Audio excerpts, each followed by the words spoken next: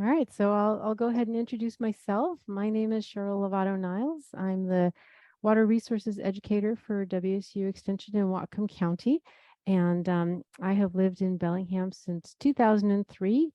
I moved here for the natural beauty, and my husband and I really appreciated raising our family here, and I'm delighted to provide some information to you about conserving water because that's something that's important to protecting the natural beauty of this area.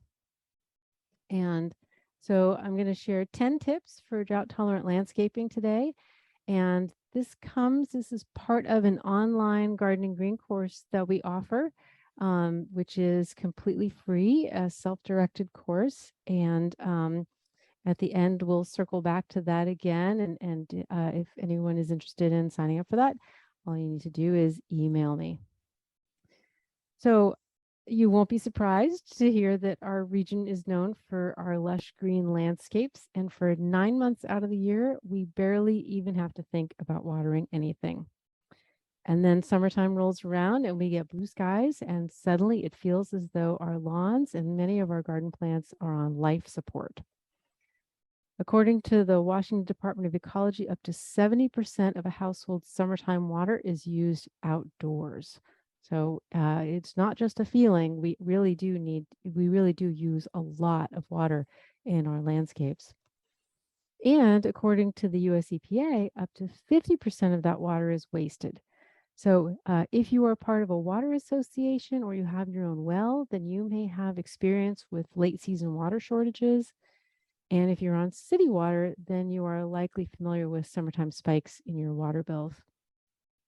So today we're going to talk about different techniques for saving water so that you can avoid those late season shortages and those high summer water bills, and so that we can also do what we can to keep more water available in the streams for fish and available for other wildlife. There we go. So the methods that I'm going to cover can be used separately or together, but I would suggest to you that the best methods are going to be the ones that work for you. So I recommend that you consider your desires for your landscape, your own convenience and your own aesthetic choices to help guide you towards what are going to be the best ways for you to conserve water. Okay, tip number 1. Choose Waterwise plants. So Waterwise, aka drought tolerant plants, are a great way to save water if you just have plants that just don't need as much water. And there are many great resources for finding plants that are going to fill that bill, and this is one of them, the Great Plant Picks website. So this is a project associated with, this website is associated with the University of Washington. And all of the plants that are included in the databases on this site grow well in our area, the Maritime Pacific Northwest. They're considered to be easy to grow for gardeners of average experience. They are reasonably disease and pest resistant, and they are not invasive. So there's an online search function that you can use to find plants based on their size, their sun needs, their soil type, their bloom time, whether they have benefits for birds, bees, butterflies, and central to our discussion here, how much water they need. And by the way, I can send the links to these online resources via email after the presentation. So you don't need to scramble to write these things down. This is a screenshot of the search function, which shows you all the different things that you can toggle as parameters that you want to search by. And here is a close-up of the search function for water requirements. And you can see these last 2 items here, occasional water, meaning every 10 to 14 days during dry weather would be one category, and then drought tolerant once established, meaning water once per month, would be another category. The website also has helpful lists.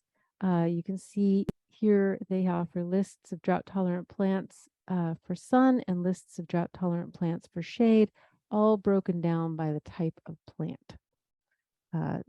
So vines, perennials, shrubs, etc. This is another nice resource. This is from the Saving Water Partnership in King and Snohomish counties. And this online booklet called The Plant List has short lists of recommended plants for a variety of conditions, including drought tolerance. So sometimes what we're looking for is a shorter list. And this offers that. So here's a screenshot that shows you part of the drought tolerant list. There's additional lists, great native plant choices, ornamental grasses, those we just heard from Jenny. If you were to choose ornamental grasses, it sounds like, and you're worried about fire risk, you'd want to get those well away from your home.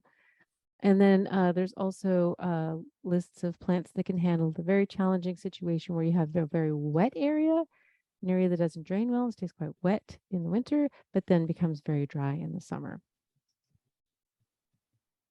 This is another great resource that I would highly recommend because it succinctly covers a lot of what I'm going to talk about in this presentation. And it's available at pubs.extension.wsu.edu.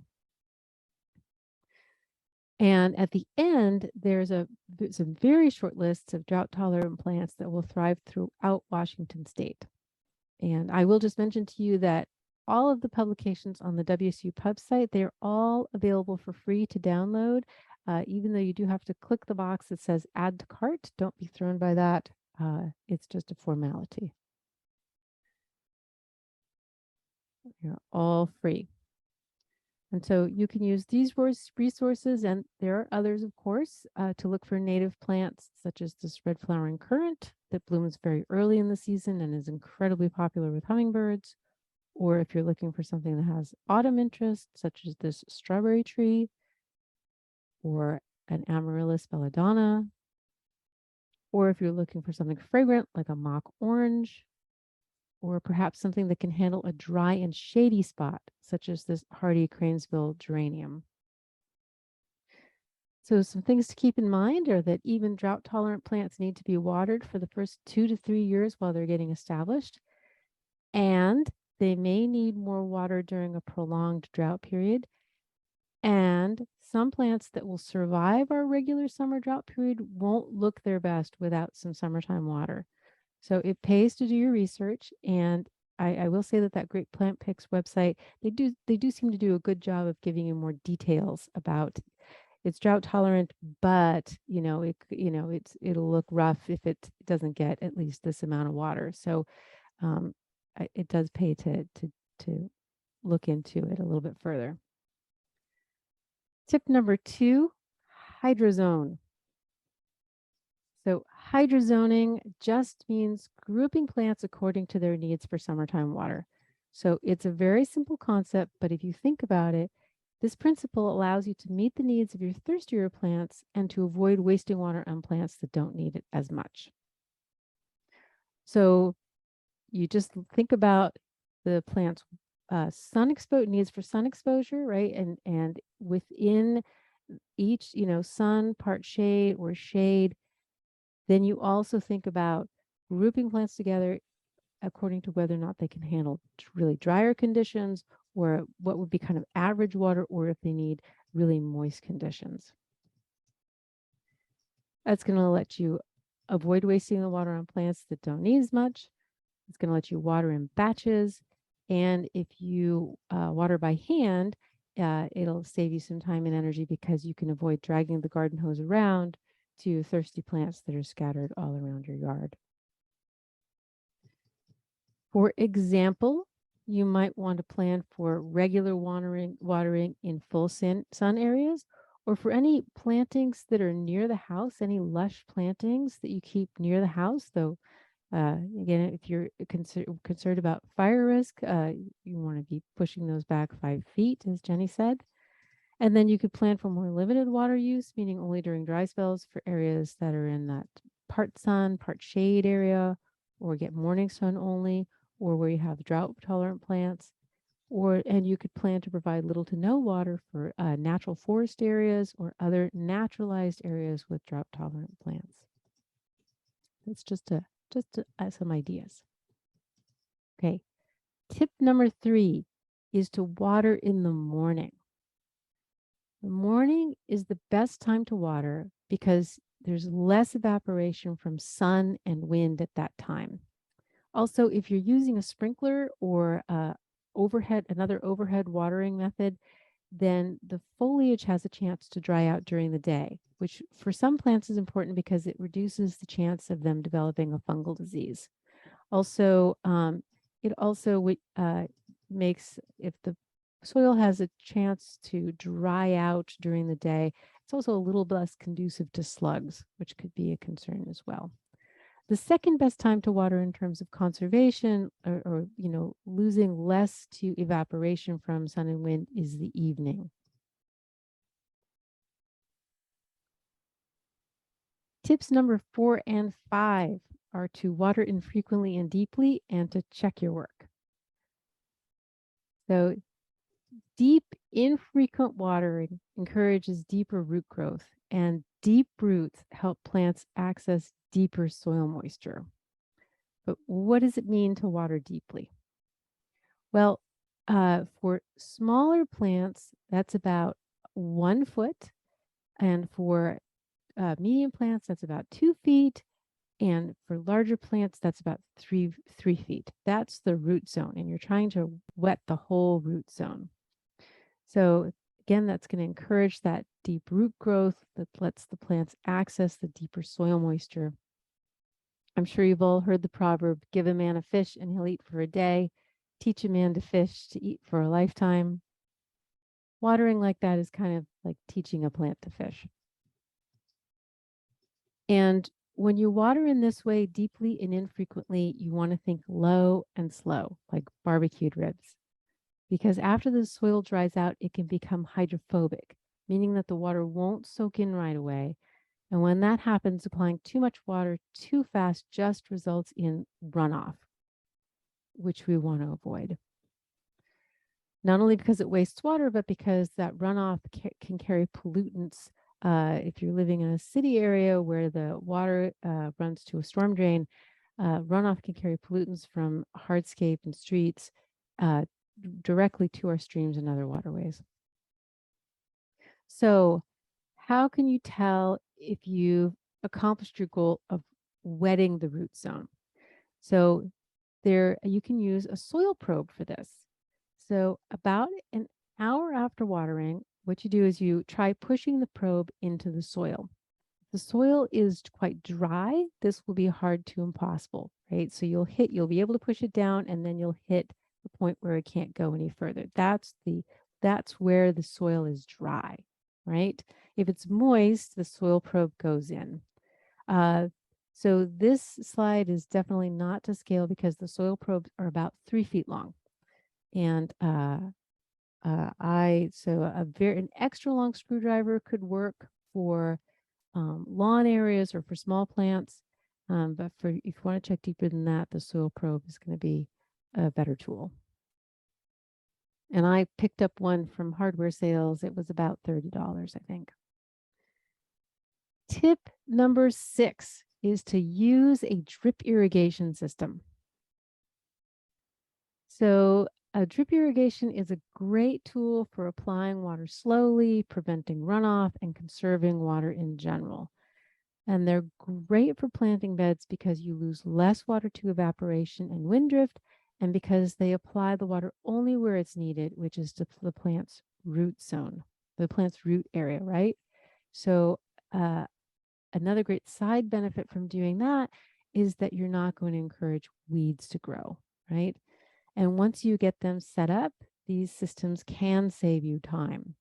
Now, I will say that I was listening carefully to Jenny's presentation and thinking, how does that recommendation to water the mulch when you water the plants, how does that intersect with this recommendation to try to keep the water really just to the plants that you want? And I think again, when you're thinking about that 5-foot zone right near your house, perhaps that's how you integrate both of these recommendations, right? So you're taking special precautions in that 5-foot zone around your house. And maybe you're not having mulch there at all unless it's like a mineral mulch. So drip irrigation systems can be great, but they do have some drawbacks. They are more expensive than a sprinkler or a hose. They do require some setup, and they also do require some maintenance. If you are interested, WSU has a great publication on the pub site that can walk you through the details of setting these up and maintaining them.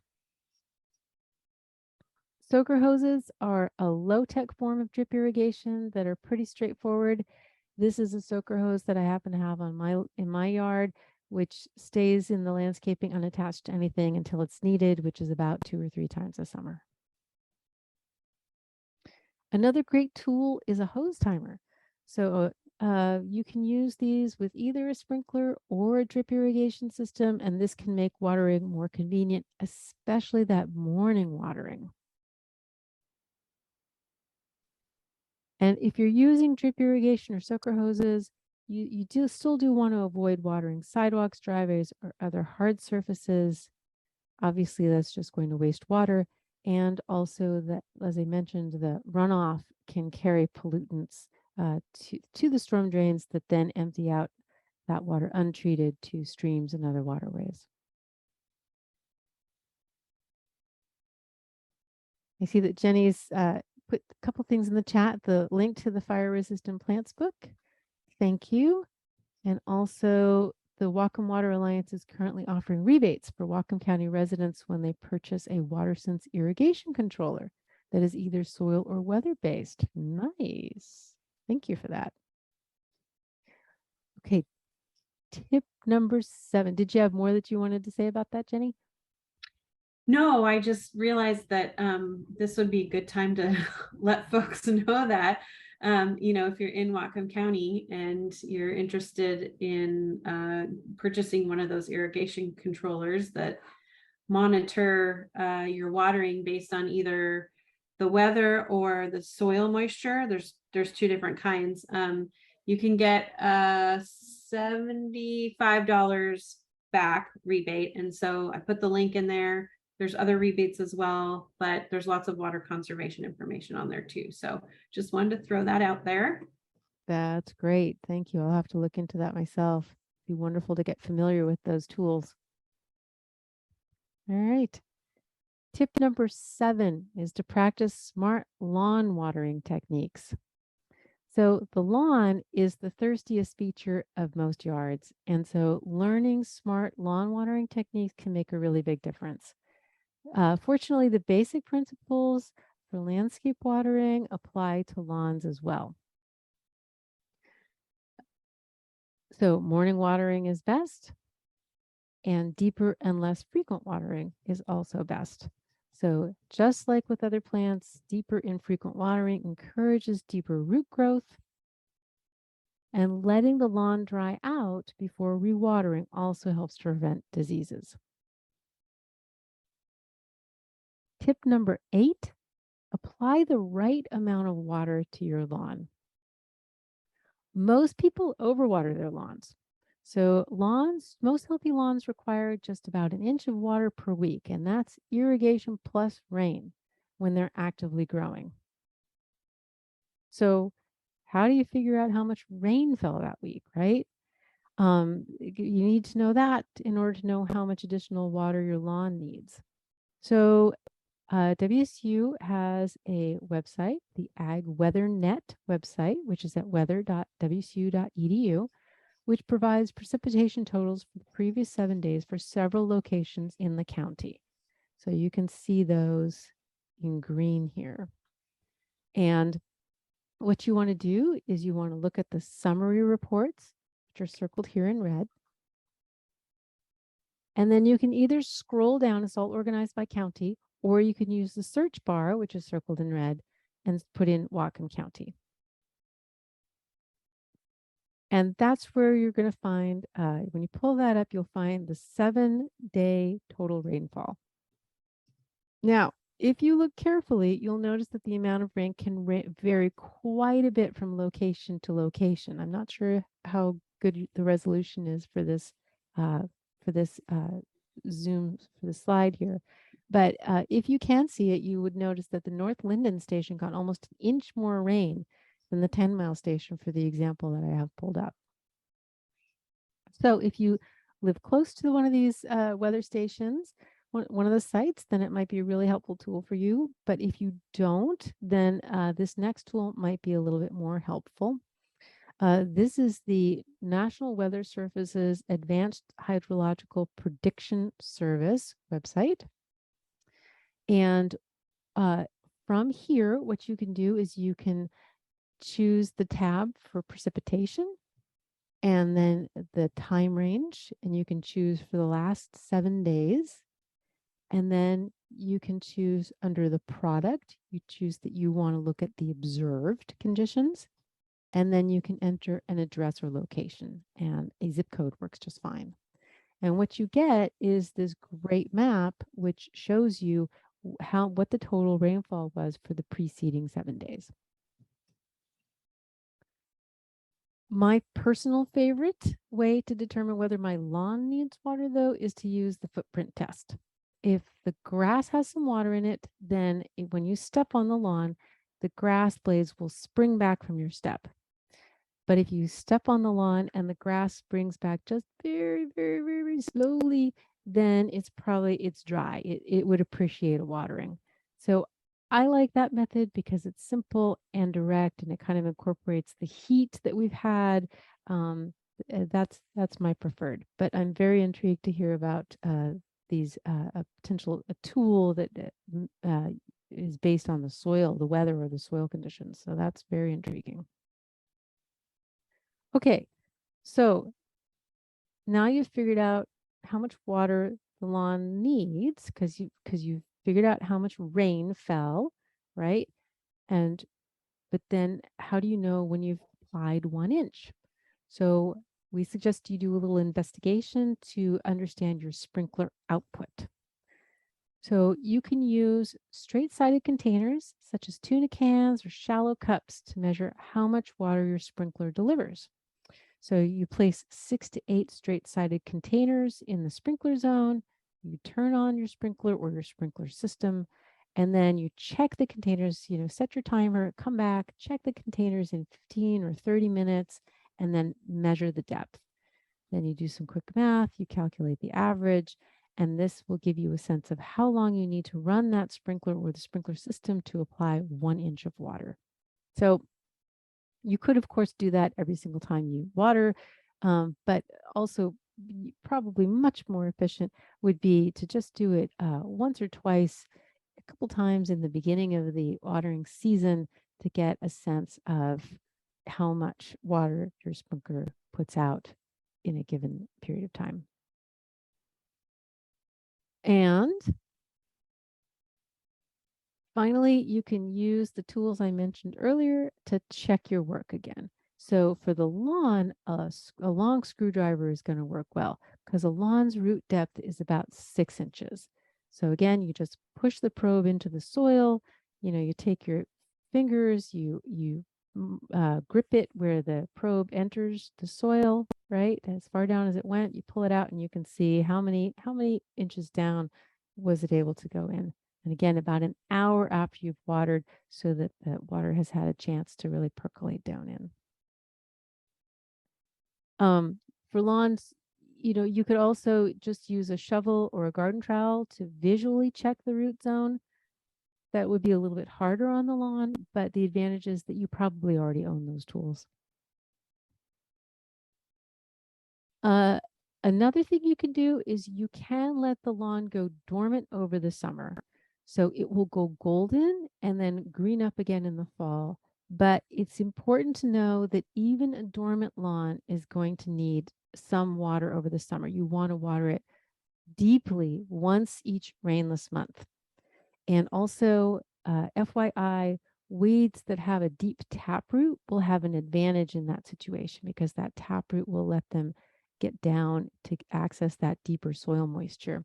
So that's going to be dandelions and the cat's ear, otherwise known as false dandelions. So full disclosure, those weeds are fairly easy to dig out, but you should know that if you do let the lawn go dormant, those weeds will have a bit of a competitive advantage. Another caveat is that dormant lawns don't hold up as well under heavy foot traffic. So if you have any area that's getting heavy use is going to do much better with regular water over the summer months. Okay, tip number 8, mow higher for deeper roots. So longer grass grows deeper roots, and that makes it more drought resilient. We recommend letting the grass grow to 3 inches and then cutting it down to about 2 inches. Another bonus advantage of doing that is that longer length keeps the soil shaded, which then also helps to keep weed seeds from germinating. And removing no more than 1/3 of the total length from 3 inches down to 2 inches at a time helps to keep the lawn healthier overall. While we're on the topic of mowing, I just want to put a quick plug in for grass cycling. So leaving grass clippings on the lawn where they can decompose in place returns valuable nutrients to the grass. 15 to 20% of the lawn's total nitrogen needs can be provided just by grass cycling.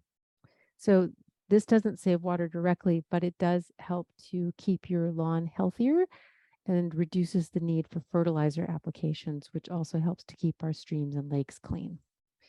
You can grass cycle with any mower, but mulching mowers will blow the clippings down into the lawn where they won't be as visible.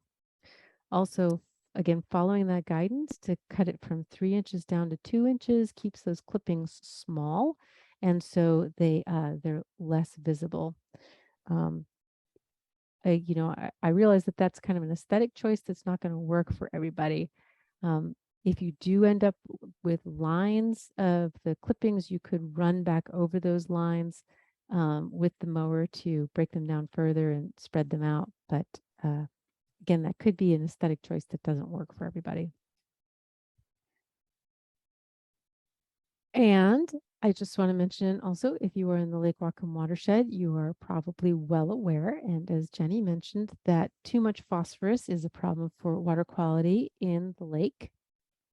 And so you need to know that grass clippings and fallen leaves and any organic material does have phosphorus that can contribute to the problem in the lake via runoff if the material runs off your property. So it's important to sweep any grass clippings up off of hard surfaces and back onto your lawn where they can decompose and those nutrients can be taken up by the grass. Tip number 9 is to reduce or eliminate your lawn area. So you could consider saving water and reducing your overall lawn maintenance chores by replacing lawn areas with easy to grow, pest resistant, drought tolerant plants.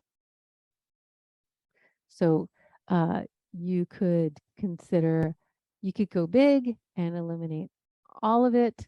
Again, if you're thinking about fire risk, maybe you still want to keep some areas to be serving as that fire break, as Jenny mentioned.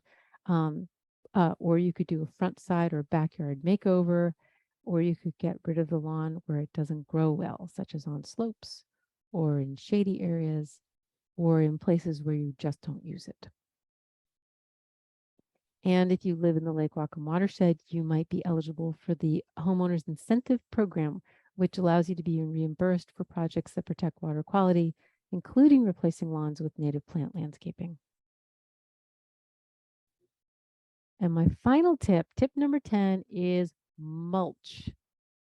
The magic of mulch. So a few inches of mulch can retain substantial soil moisture, and it does a lot more in the garden. It is a home landscape workhorse. It helps to keep weeds at bay. It improves soil health. It improves rainwater infiltration. It reduces surface runoff. It reduces the risk of soil erosion. So we recommend a coarse woody mulch. Arborist chips are an excellent choice. In fact, according to Dr. Linda Chalker-Scott, who's our WSU horticulturalist, arborist chips are the best for building healthy soil. And you can sometimes get them for free. So Whatcom County has a location at 901 West Smith Road where you can get free chips.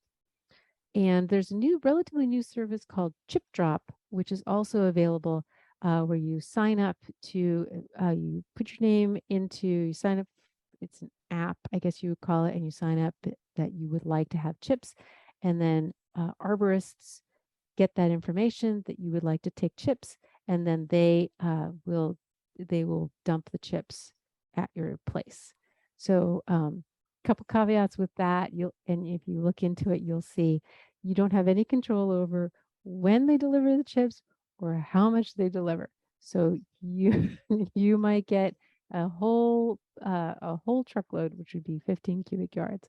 So not for everybody, unless maybe you work it out with your neighbors that if you get 15 cubic yards that you'll be able to split it up. I have personally had 15 cubic yards of mulch delivered to my home, and it is a big pile. I used it all, but it's a big pile. Cedar chips are another nice choice. They smell very nice. People worry that they're going to harm the plants, but this is not the case. They do not harm the plants. Bark mulch is a popular choice, but it's not really the best choice because it's waxy and it tends to become compacted, and so it can actually reduce the amount of water that reaches the soil.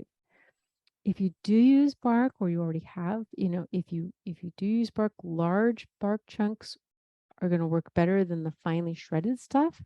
And my understanding is that bark mulch should be avoided in high fire risk areas. Though, if Jenny, if you have different information, I would love to hear it. That's correct. And actually the arborist chips are a great way to go. Okay, super. So there are also inorganic mulches. So organic mulches are excellent for many reasons, but they might not work well in every spot, right? So hillsides might do better with a covering of rock, as woody mulches would tend to wash down, and that rock mulch would still help to preserve the soil moisture, even though the organic material isn't nourishing the soil in the same way. Or if you have a rock garden where you have plants that require good drainage and dry crowns, that might be a better, a choice that you'd want to make there is to go for a mineral rocky mulch. And also, as we talked about earlier, within that 5-foot zone around your home, that might be the way that you can have mulch and be conserving the water, but also keeping your home protected from fire risk. The Lake Whatcom Management Program, if you look in the Stewardship Guidebook section, they have a nice list for approved low phosphorus mulch, compost, and soil products, and you can see their different places where you can purchase mulch. So, couple thoughts on how to apply it. First, you want to weed the area where you're going to apply it.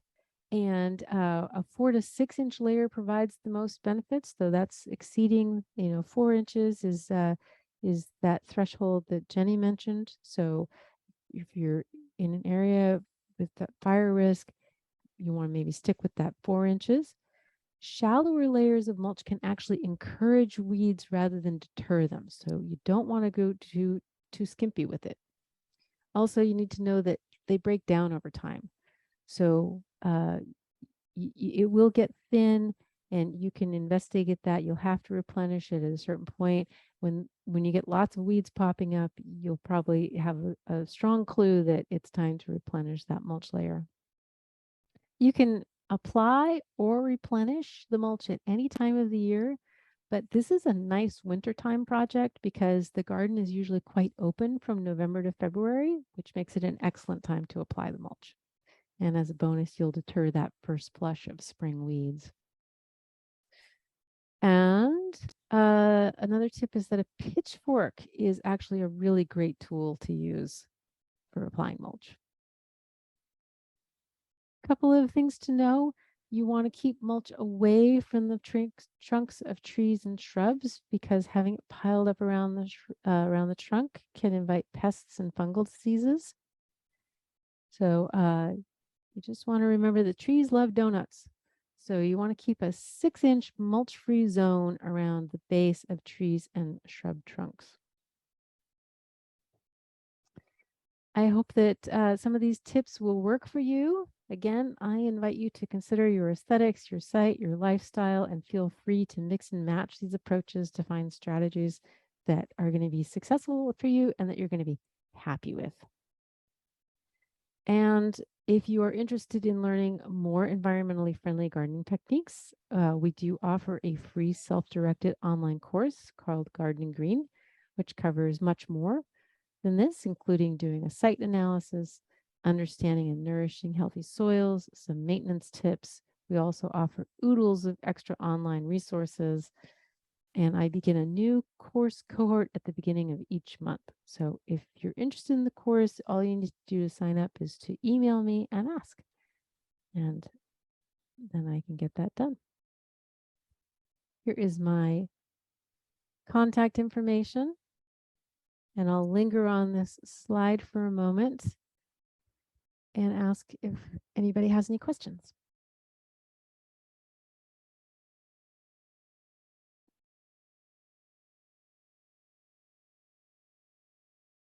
All right. Here is the slide that has all of the resources. Oops, too far. That I mentioned. But I am also happy to send that to folks in via email so that you don't have to write it down.